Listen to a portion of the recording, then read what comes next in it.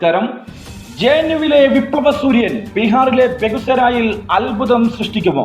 2019 ഏറ്റവും കടുത്ത പോരാട്ടം നടക്കുന്നത് ബീഹാറിലെ ബെഗുസരായിൽ. 2019 ലോക്സഭാ തിരഞ്ഞെടുപ്പിൽ ഏറ്റവും കടുത്ത പോരാട്ടം നടക്കുന്നത് ബീഹാറിലെ ബെഗുസരായിലാണ്. ഇന്ത്യയിലെ തന്നെ ഏറ്റവും വാശിയേറിയ മത്സരമാവും ബെഗുസരായിൽ നടക്കാൻ പോകുന്നത്. BJP നേതാവും കേന്ദ്രമന്ത്രിയുമായ ഗിരിരാജ് സിംഗും CPI സ്ഥാനാർത്ഥിയായ കനയ്യകുമാറും RJD കോൺഗ്രസ് സഖ്യത്തിന്റെ തൻവീർ ഹസനും മണ്ഡലത്തിൽ കടുത്ത ത്രികോണ മത്സരമാണ് അരങ്ങേറുന്നത്. RJD വിട്ട് BJPയിലെത്തി 2014 ജയിച്ച ഡോക്ടർ ബോല സിംഗിന് പകരമായാണ് BJP ദേശീയ നേതാവും കേന്ദ്രമന്ത്രിയുമായ ഗിരിരാജ് സിംഗ് ഇക്കുറി മത്സരരംഗത്തെത്തുന്നത്.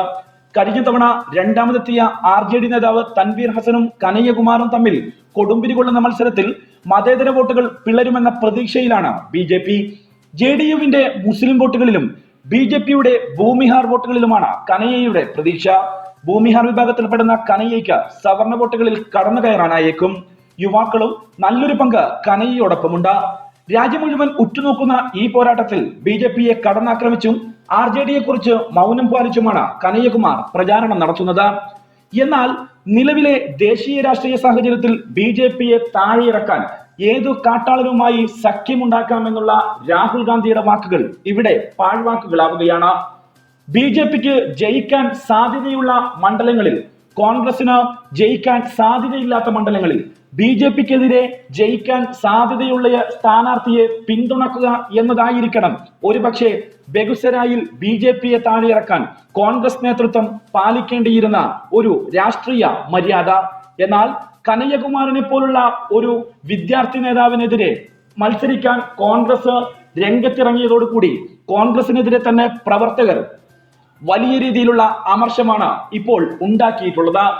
BJPക്കെതിരെ, നരേന്ദ്രമോദിക്കെതിരെ ശക്തമായ നിലപാടുകളെടുത്തിട്ടുള്ള കനയ്യകുമാറിനെതിരെയും നടൻ പ്രകാശ് രാജിനെതിരെയും സ്ഥാനാർത്ഥിയെ നിർത്തിയ കോൺഗ്രസിന്റെ രാഷ്ട്രീയ മര്യാദ BJPയെ താഴെയിറക്കുക എന്നതിലപ്പുറം കോൺഗ്രസിന്റെ അധികാര രാഷ്ട്രീയമാണ് പൊതുസമൂഹത്തിന് മുന്നിൽ വെളിവാക്കുന്നത് എന്ന് സോഷ്യൽ മീഡിയ ഇപ്പോൾ വിലയിരുത്തുകയാണ്.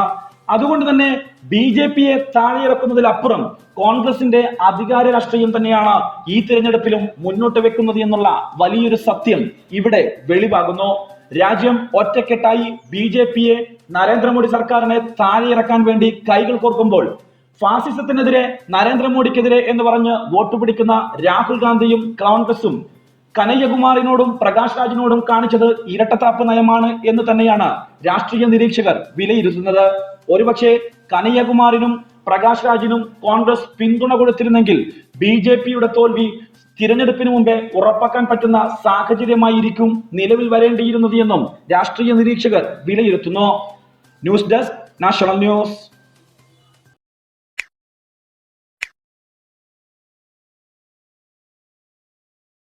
ചേമേനിയുടെ പ്രൗഢിക്ക് സർവൈശ്വര്യത്തിന്റെ സുവർണ പ്രതീകമായി വനിതാ ജ്വല്ലറി.